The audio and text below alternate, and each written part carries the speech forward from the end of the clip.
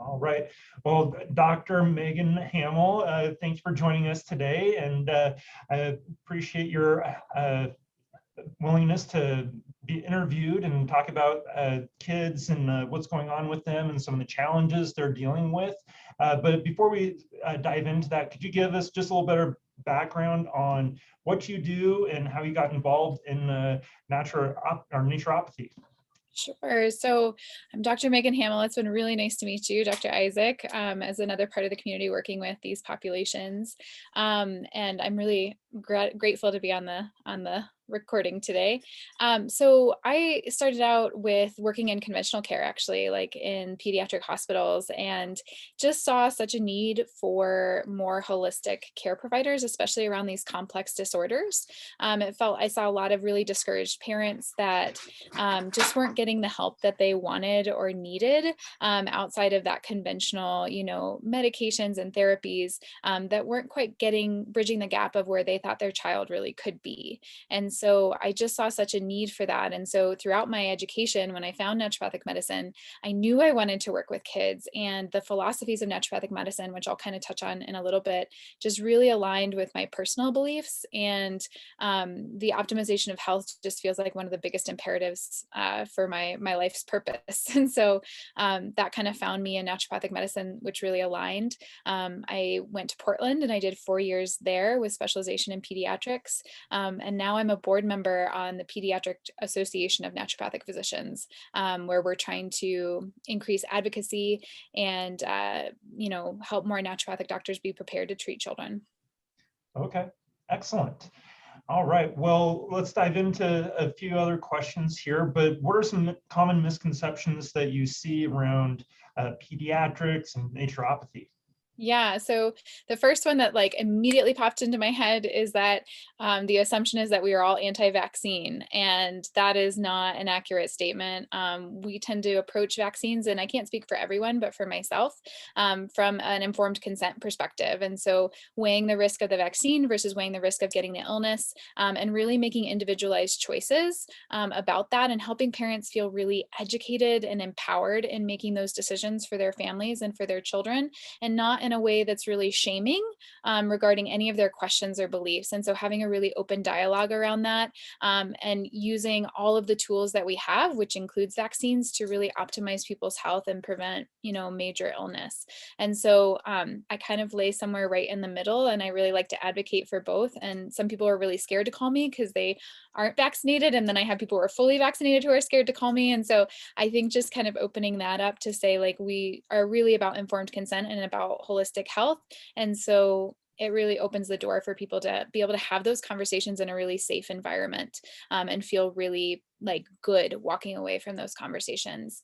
So that's the first misconception that comes to mind. The other one is that we don't receive adequate medical training, or we're just trained in holistic herbs and nutrition. But actually we receive a very extensive conventional medical training. So we do cadaver labs, we're taught pathology, we're taught pharmacology, on par with a lot of the DO and MD programs. And so we have that language and that understanding to collaborate and work with other providers really well, and be able to advise really well, because we have kind of a breadth of what we do and refer when appropriate. Gotcha. Yeah, definitely having an open conversations and that informed consent of understanding both sides of the story are definitely hugely important. I agree with you on that. So Yeah. yeah, great. So where's some of the more common conditions you'll see, as well as which ones do you enjoy working with the most? Yeah, so I specialize in neurodevelopmental disorders. So that's kind of a big part of what I do, which is how we connected a little bit. So autism, ADHD, sensory processing disorder. I have a special affinity for them because oftentimes these patients, again, have struggled to find help elsewhere and kind of have hit roadblocks in terms of the treatment. And I also talk about a lot the idea of diagnostic overshadowing, where we see patients where a lot of symptoms that they're having or things that are going on are just kind of brushed under the diagnosis of autism system or the diagnosis of sensory processing, rather than really being treated like an individual and addressing those issues. So I really love working with that population. The other thing I see tons of is eczema, allergies, and asthma, the kind of the atopic diseases. I have a passion for balancing the immune system and really talking about why we're seeing this shift towards atopic diseases and really how to manage that from not just a symptom picture. I also do mental health with anxiety, depression, oppositional defiant disorder. I've had bipolar, schizophrenia, GI issues. Constipation is a really common one that I'm seeing a lot in younger populations and older. And then autoimmunity and genetic disorders as well. So kind of a lot of everything, but the most I see is neurodevelopmental, atopic diseases. And then I love helping the people who need more help. And I really love having help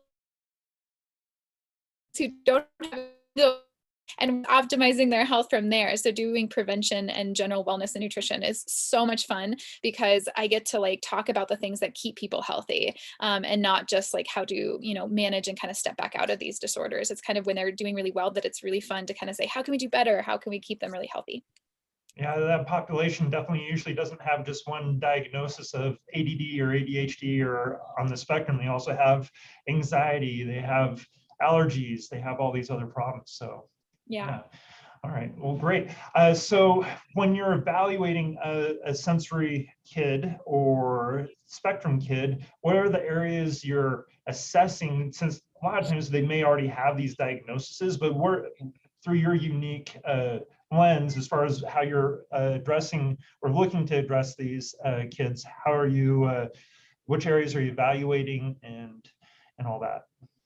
Well, from a holistic perspective, all the areas, right? We look at the environment, we look at gut health, we look at their neurologic functioning, we check on their immune balance and genetic factors. So we kind of evaluate a lot of different areas, anything that could be contributing to the symptoms they're having. And really, in order to kind of target down to the root cause and understand that, I take a very, very, very thorough history and a timeline of events. I know I do functional testing as well, and I try to use that very judiciously and use testing where it's appropriate. But I think that history and how the child evolved and even the maternal history going into pregnancy and preconception is really, really valuable in showing some indications for certain genetic predispositions, immune imbalances that are happening even at those really early stages that I can give us more direction as to guiding, doing more advanced testing or guiding initial treatments to say, clinically, it's really looking like there might be an imbalance in this area. It might be worth it to just start addressing that, or then go on to do additional diagnostic testing. But I try to be really mindful of my patients, financial investment, time investment, and really meet them where they're at as far as what they are wanting and willing to do at this point and how we can best move forward for this particular child. Okay, so what are some, I guess the best way of putting this, what are some more common interventions for these kids based off of what you see with the results of the tests? Yeah, so oftentimes, and this kind of goes down into like addressing the needs, but I look at removing barriers to healing. So some of these can include infections, it can include toxins, it can include environmental factors that are coming in and kind of causing irritation to the nervous system or to the immune system. So removing a lot of those and then supporting the underlying healing process and what the body actually needs from a nutritional level. Starting with that is a very like basic level, and it can sound really basic to parents, but if a child is iron deficient, that can present as ADD and ADHD. It can present in worsening of autism. It can present in like more allergic and atopic issues. And so really addressing these simple things to start off with and make sure that that baseline is set is really important and imperative, because children really present a little bit differently than adults. Whereas like iron deficiency in adults really looks like fatigue and these kind of things we would expect. But in a child, we can really see these things present in different ways and different manifestations, whether that's abdominal pain, can be anxiety, and anxiety can be abdominal pain, and so kind of vice versa. And so I think really evaluating the fundamentals of health, healthy diet, healthy sleep, stress and environment, and then removing those barriers through evaluation. Oftentimes with these conditions like autism, ADHD, there's always a gut issue going on. And so really evaluating whether there's overgrowth of inappropriate bacteria or pathogenic bacteria or viruses, and really balancing that out does so much to help the symptom picture. Excellent. Well, that's a great little snippet and insight into what you do, because I know there's so much more. And for people that are wanting to get more information or to reach out to you, what would be the best way for people to reach out if they have more questions and want to connect with you? Yeah, my website is really the best place. There's a couple different ways to contact me through that. You can schedule a free 15-minute consult through the website, and that's a great way to coordinate talking to me about your child's specific issue and kind of getting an idea of an approach, and really just making sure it's a good fit for you and your family. There's the phone number there. There's email there that you guys can reach me at. The website is ND, the number 4, coloradokids.com. And that's really the best way to get hold of me. Okay. Excellent. Do you have a introductory phone call with people before they come in, or? Yeah, that's that free 15-minute consult. Okay. So they can schedule that through the website, and that's kind of our pre-screening. Sure. Yeah. Make sure they're comfortable with what you have to say and what it looks like they need. Totally. Awesome. Absolutely. Well, great. Well, thank you for sharing. I appreciate it. Yeah. Thank you for asking such good questions. And so it sounds like I have some questions for you about the Sure. same kind of things going on. Yeah. So I would love to know what the biggest misconceptions are about chiropractic. Sure. I think what I've found is typically most people think the chiropractic is just for neck pain, back pain, maybe headaches and sciatica. But when, at least the way we look at things, I grew up that way. I got hurt playing sports, and my parents took me to a chiropractor when I had back pain. But that problem continued to follow me throughout my adolescent years, as well as even into my adult years. And what ended up happening was I had a horrible episode, and it lasted for a month and a half. I barely could get my shoes on or pants on, and I was in excruciating pain. And so I was talking to another fellow chiropractor, and he showed me how I'd been addressing things had been more just from the pain symptomatic side, and there was another level of care that I should consider if I'm really wanting to help address this issue. And that really resonated with me, because I'd been seeing other doctors, seeing kids, moms bringing their kids because they're bedwetting or ear infections or reflux and colic. And then I even had the pleasure of being able to work with some kids who are on the spectrum. And just through seeing those changes where they weren't coming in for pain, but they were having these other systemic issues, whether it's with behavior, anxiety, focus, or colic, reflux, and all these other issues, seeing that there was a benefit there, and it wasn't just pain that they were seeing relief from.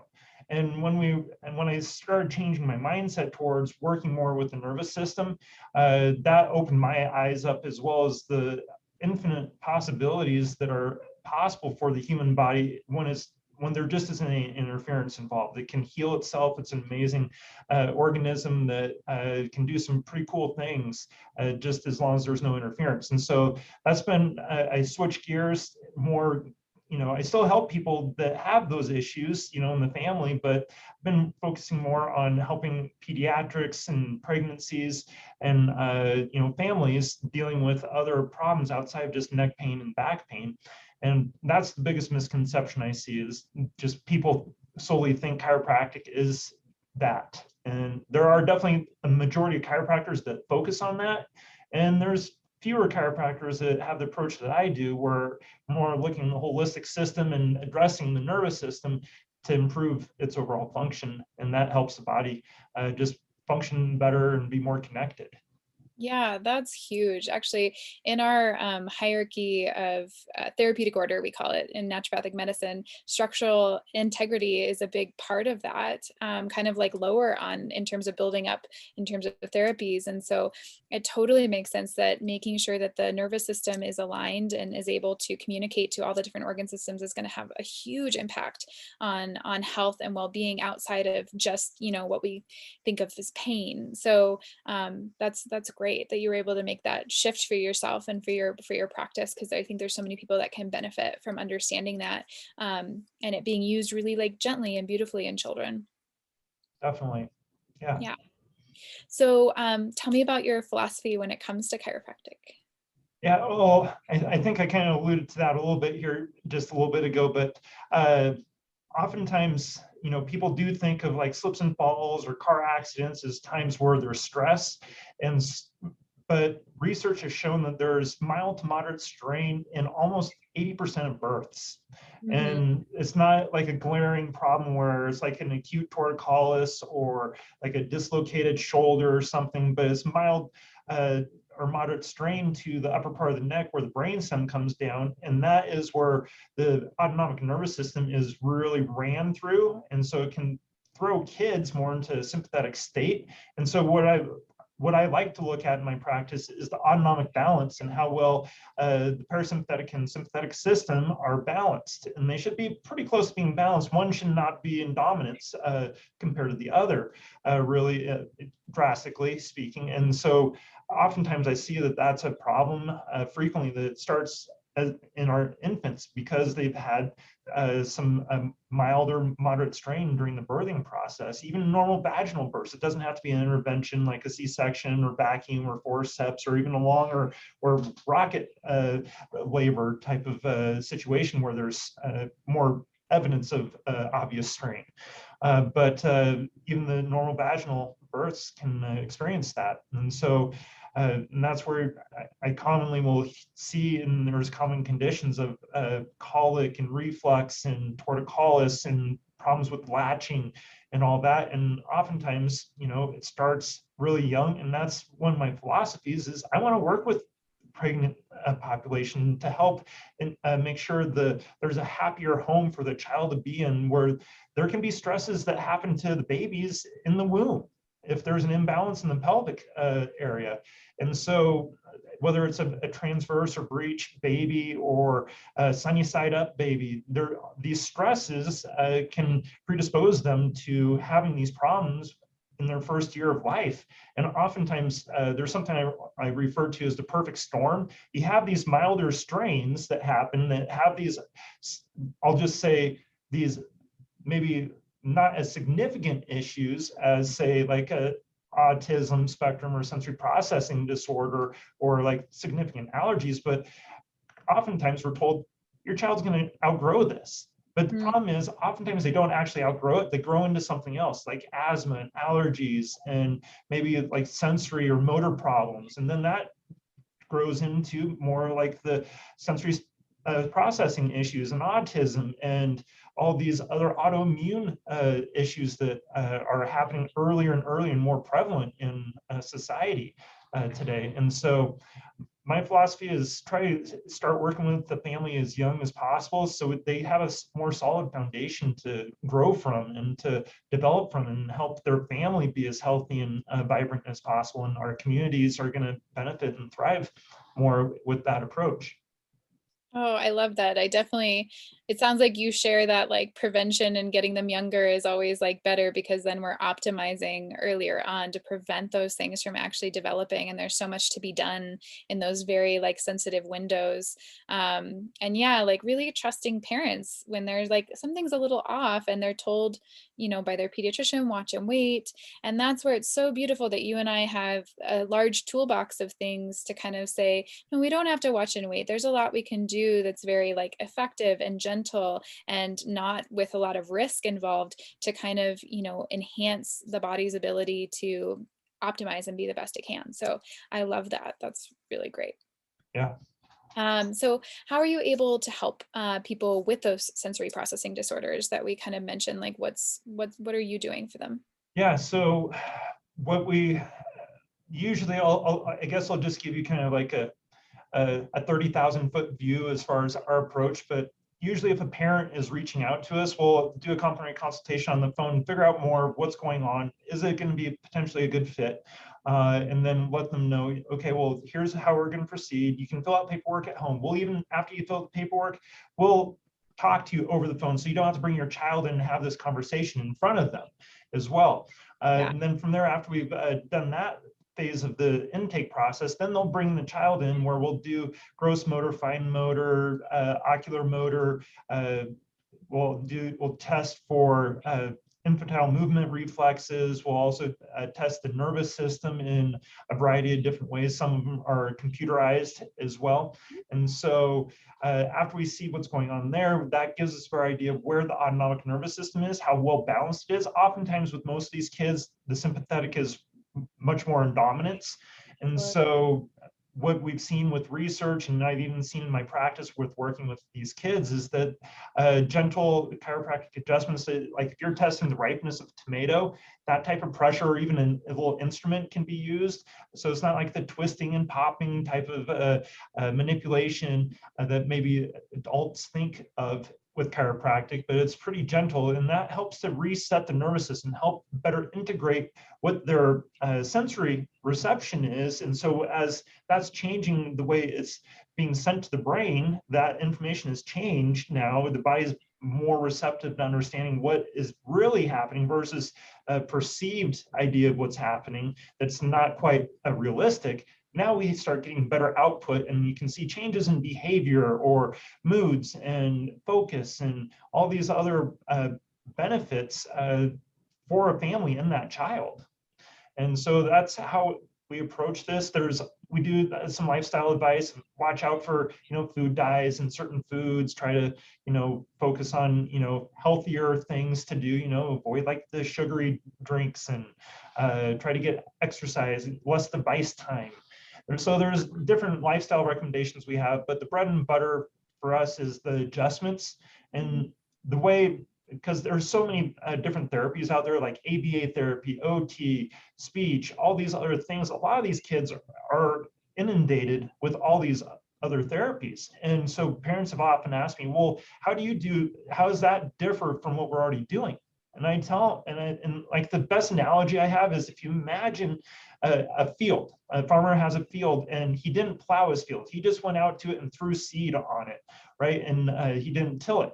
And what type of crop do you think is going to be grown there, right? Versus if he goes out and tills the field in the spring, then he throws the seed out, how much better and healthier is that crop going to be later in the year compared to the one that didn't have the field tilled?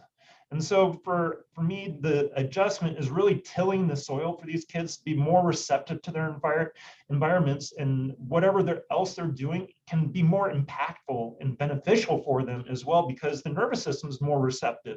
And it's not just a one-time, I guess, some therapies to me is like a very situationally based, where it's like, hey, do this and this at this time. Where what we're doing is improving the way the nervous system is functioning, not just for right now, but after they've left, their body's more receptive, and they can learn easier with being brought out of that sympathetic state, which is the fight, flight, or freeze type of reaction that is common to see in these children. That's awesome. I think you addressed a big misconception there too, of like, I think a lot of people think of pediatric chiropractic in the same way they think of adult, which is like the cracks and pops. And all the pediatric chiropractors I work with, including yourself, are much more gentle and cognizant of that, with a younger, newer nervous system, and use a lot of gentle therapies, which is particularly important in a child who is already sensitive, who has these sensory symptoms, whether they're on the spectrum or just with an SPD diagnosis. So I think that's great. And I agree, like the tilling the soil analogy is such a great one. I think of inside out versus outside in kind of therapies, as a lot of that's kind of outside in, and we need to also address the inside out, whether that's from like the nervous system and alignment perspective, or microbiome in my case, and nervous system balance. So I think all of that is so pertinent and so important and really valuable. And I think people can tell, like, we're so excited about these topics because we're just like, we have a mouthful of things to talk about in such a short period of time. But so we'd love to connect with people who want to hear more about this. So how do people connect with you if they're interested in working with you? Yeah, so similar to you, our website's probably the best option. We have all our social channels are listed there, and our phone number, but it's denver-chiropractor.com. So it's the symbol dash, not spelled out, but denver-chiropractor.com. And we'll do a complimentary discovery call as well with everybody, just to see what's going on and see if it would be a good fit, and get questions answered, and see how we can best help or point them in the direction of somebody else if it doesn't seem like what we're offering is the right choice for them at that moment. So yeah, that's probably the best way to connect. That's awesome. Yeah. And I totally respect a very similar, like if I'm not the person to help you, I want to find somebody who can. And that, I think that's so respectful in a provider, not to say, oh, we can help everybody and everything, but it's actually like, we can help people who are like, we're going to work well with, and we can send people on to work with other people who will help them too. Yeah, definitely. Well, thank you for your time. I Of greatly course. appreciate this opportunity to chat with you and be able to share this information with the larger Denver community, and hopefully even goes farther than that, and it helps stimulate ideas and thoughts where it can help other families or friends outside of this area. So Yes. thank Yes. you. Yeah. Thank you so much for your initiative. And it's been lovely talking to you. Yeah, likewise. Thank you.